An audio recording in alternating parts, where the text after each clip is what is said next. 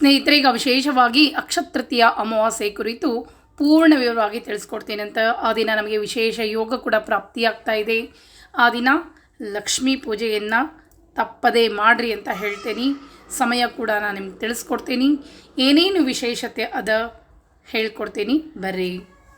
ಶುಕ್ಲ ಪಕ್ಷದಲ್ಲಿ 15 ತಿಥಿಗಳು, ಕೃಷ್ಣ ಪಕ್ಷದಲ್ಲಿ 15 ತಿಥಿಗಳು. ಈ ರೀತಿಯಾಗಿ 15 ತಿಥಿಗಳಿಗೂ ಒಂದೊಂದು ದೇವತೆಗಳನ್ನು, ಅಂದರೆ ಪ್ರತಿಪಾದ್ಯ ದೇವತೆಗಳನ್ನು ಒಂದೊಂದು ತಿಥಿಗೂ ಈ ರೀತಿ ಪೂಜೆಯನ್ನು ಮಾಡೋದ್ರಿಂದ ಒಳ್ಳೆಯದಾಗ್ತದ ಅಂಥೇಳಿ ದೇವತೆಗಳು ನಿರ್ಧಾರ ಮಾಡಿದರು. ಯಾವಾಗ ಅಮಾವಾಸ್ಯೆ ತಿಥಿ ಬಂತೋ ಹುಣ್ಣಿಮೆಗೆ ನಾರಾಯಣ ದೇವರು ಅಭಿಮಾನಿ ದೇವತೆ. ಅದಕ್ಕಾಗಿ ಸತ್ಯನಾರಾಯಣ ಪೂಜೆಯನ್ನು ನಾವು ಹುಣ್ಣಿಮೆ ದಿವಸ ಮಾಡಿದರೆ ಅತ್ಯಂತ ಶ್ರೇಷ್ಠ ಅಂತ ಹೇಳ್ತೇವೆ. ನಂತರ ಅಮಾವಾಸ್ಯೆ ತಿಥಿಗೆ ಚಂದ್ರಬಲ ಇರುವುದಿಲ್ಲ ಭೂಮಿಗೆ. ಆ ದಿನ ಪೂರ್ಣ ಕತ್ತಲು ಅಂಥೇಳಿ. ಆಗ ಎಲ್ಲ ದೇವತೆಗಳಿಗಿಂತ ಲಕ್ಷ್ಮೀ ದೇವಿ ಅಮಾವಾಸ್ಯೆ ತಿಥಿಗೆ ಪ್ರತಿಪಾದ್ಯ ದೇವತೆ ಅಂಥೇಳಿ ಶ್ರೀಮನ್ನಾರಾಯಣ ದೇವರು ಆಕೆಯನ್ನು ನೇಮಿಸಿದ್ರಂತೆ. ಭೂಮಿ ಮೇಲೆ ಕತ್ತಲಿಂದ ನರಳ್ತಾ ಇರುವಂಥ ಜನರಿಗೆ ನೀನು ಬಲವನ್ನು ಕೊಡಬೇಕು. ಭೂಮಿಗೆ ಚಂದ್ರಬಲ ಕಳೆದುಕೊಂಡ್ಬಿಟ್ಟಿರ್ತದೆ. ಅಂತಹ ಸಮಯದಲ್ಲಿ ಲಕ್ಷ್ಮೀ ದೇವಿ ಆರಾಧನೆ ಮಾಡೋದ್ರಿಂದ ಮನುಷ್ಯನ ದಾರಿದ್ರ್ಯ ದೂರ ಆಗ್ತದಂತ ಹೇಳಿ ಸಾಕ್ಷಾತ್ ಭಗವಂತ ಈ ಅಮಾವಾಸ್ಯೆ ತಿಥಿಗೆ ಲಕ್ಷ್ಮೀ ದೇವಿಯನ್ನು ಆರಾಧ್ಯ ದೈವವನ್ನಾಗಿ ಮಾಡಿದ. ಅದಕ್ಕಾಗಿ ಅಮಾವಾಸ್ಯೆ ದಿವಸ ಲಕ್ಷ್ಮೀ ಪೂಜೆ ಯಾರ ಮನೆಯಲ್ಲಿ ಮಾಡ್ತಾರೋ ಅವರಿಗೆ ದಾರಿದ್ರ್ಯ ಕಾಡುವುದಿಲ್ಲ ಅಂಥೇಳಿ. ಹೀಗಾಗಿ ಅದರಲ್ಲೂ ಈ ಸಲ ಅಮಾವಾಸ್ಯೆ ತಿಥಿ ಶುಕ್ರವಾರ ರೇವತಿ ನಕ್ಷತ್ರದಲ್ಲಿ ಬಂದದ. ಇದನ್ನು ನಾವು ಶ್ರೀವತ್ಸ ಯೋಗ ಅಂತ ಹೇಳ್ತೇವೆ. ರೇವತಿ ನಕ್ಷತ್ರಕ್ಕೆ ವರಾಹಸ್ವಾಮಿ ಸ್ವಾಮಿತ್ವ ಇದ್ದರೆ ಶುಕ್ರವಾರ, ಶುಕ್ರ ಲಕ್ಷ್ಮೀದೇವಿ ಆರಾಧಕ. ದಿನ ವಿಶೇಷವಾಗಿ ಅಮಾವಾಸ್ಯೆ ತಿಥಿಗೆ ಪ್ರತಿಪಾದ್ಯ ದೇವಿಯಾಗಿರುವಂಥ ಮಹಾಲಕ್ಷ್ಮಿ ಅಲ್ಲಿ ನಮಗೆ ವಿಶೇಷ ಯೋಗ ಪ್ರಾಪ್ತಿಯಾಗಲಿಕ್ಕತ್ತದ. ಅಮಾವಾಸ್ಯೆ ಲಕ್ಷ್ಮೀ ಪೂಜೆಯನ್ನು ಮಾಡೋದ್ರಿಂದ ಅಷ್ಟೇ ಅಲ್ಲ, ಮನೆಯಲ್ಲಿ ವಾಹನ ಇದ್ದರೆ ತಪ್ಪದೇ ಆ ದಿನ ವಾಹನ ಪೂಜೆಯನ್ನು ಮಾಡಿರಿ ಪ್ರತಿ ಅಮಾವಾಸ್ಯೆಗೂ. ಯಾಕಂದರೆ ನಾವು ಸಂಕಲ್ಪವನ್ನು ಮಾಡಿಸುವಾಗ ಹೇಳ್ತೇವೆ ವಾಹನ ಲಕ್ಷ್ಮೀ ದೇವತಾಭ್ಯೋ ನಮಃ ಅಂಥೇಳಿ, ವಾಹನ ಲಕ್ಷ್ಮಿ ಸ್ವರೂಪ ಅಂಥೇಳಿ. ಅದಕ್ಕಾಗಿ ಪ್ರತಿ ಅಮಾವಾಸ್ಯೆಗೂ ವಾಹನವನ್ನು ತೊಳೆದು ಒರೆಸಿ ಪೂಜೆಯನ್ನು ಮಾಡದೆ ವಾಹನದೊಳಗೆ ಹತ್ತಬಾರ್ದು ಅಂಥೇಳಿ.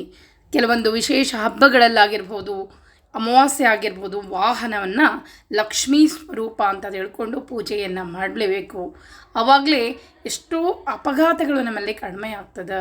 ಆ ವಾಹನದ ಏನೋ ದೋಷಗಳಿದ್ರೂ ಕೂಡ ನಮಗೆ ಕಡಿಮೆ ಆಗ್ತದೆ. ಅದಕ್ಕಾಗಿ ಅಲ್ಲಿ ಲಕ್ಷ್ಮೀ ಸ್ವರೂಪ ಅಂತ ತಿಳ್ಕೊಂಡು ಪ್ರತಿ ಅಮಾವಾಸ್ಯೆಗೆ ವಾಹನ ಲಕ್ಷ್ಮೀ ದೇವತಾಭ್ಯೋ ನಮಃ ಅಂತೇಳಿ ಪೂಜೆಯನ್ನು ಮಾಡಬೇಕು. ಈ ಸಲ ಅದರಲ್ಲೂ ಶುಕ್ರವಾರ ಅಮಾವಾಸ್ಯೆ ಬಂದಾಗ ತಪ್ಪದೇ ಮನೆಯಲ್ಲಿ ಲಕ್ಷ್ಮೀ ದೇವಿ ಪೂಜೆಯನ್ನು ಮಾಡಿರಿ, ವಾಹನ ಪೂಜೆಯನ್ನು ಮಾಡಿರಿ.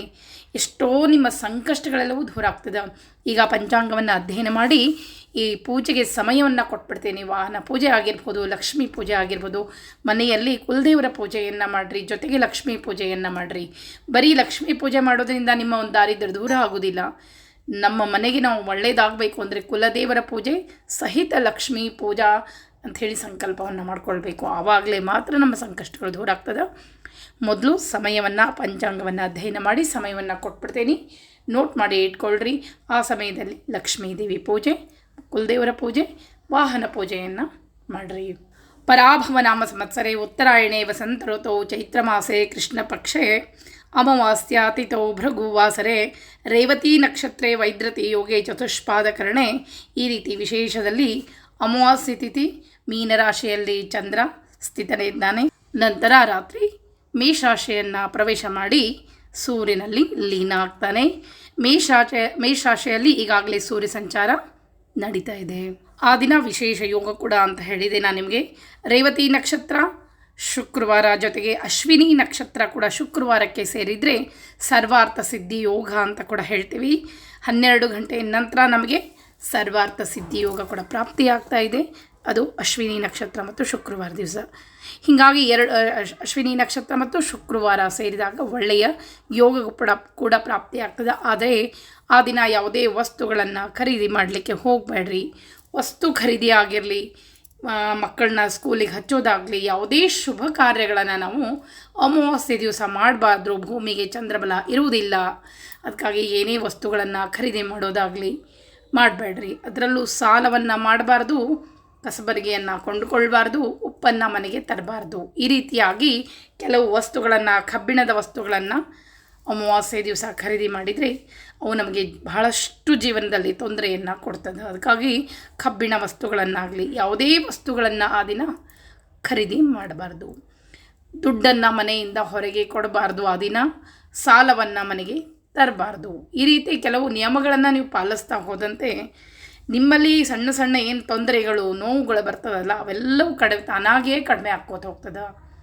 ನಾವು ಅಮಾವಾಸ್ಯೆ, ಹುಣ್ಣಿಮೆ ಕೆಲವೊಂದು ನಿಯಮಗಳನ್ನ ಮಾಡ್ಯಾರ ನಮ್ಮ ಪೂರ್ವಜರು, ಅವ್ಯಾವೂ ಸುಳ್ಳಲ್ಲ.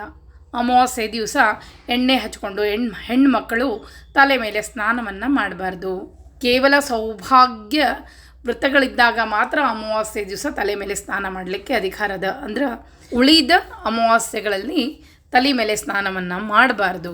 ಇನ್ನೂ ಸಮಯವನ್ನು ಕೊಡ್ತೇನೆ ಲಕ್ಷ್ಮೀ ಪೂಜೆ ಮಾಡಲಿಕ್ಕೆ ಅಥವಾ ವಾಹನ ಪೂಜೆ. ನೀವು ಬೆಳಗ್ಗೆನೇ ಮಾಡ್ತೇನೆ ಅಂದರೆ ಬೆಳಗ್ಗೆ ಕೂಡ ಮಾಡ್ಬೋದು. ಬ್ರಾಹ್ಮಿ ಮುಹೂರ್ತದಲ್ಲಿ ಕೂಡ ಕುಲದೇವರ ಪೂಜೆ ಮತ್ತು ಎಲ್ಲ ಪೂಜೆಯನ್ನು ಸಹ ನೀವು ಮಾಡ್ಬೋದು. ಬ್ರಾಹ್ಮಿ ಮುಹೂರ್ತ ಬಹಳಷ್ಟು ವಿಶೇಷತೆ ಇರ್ತದೆ.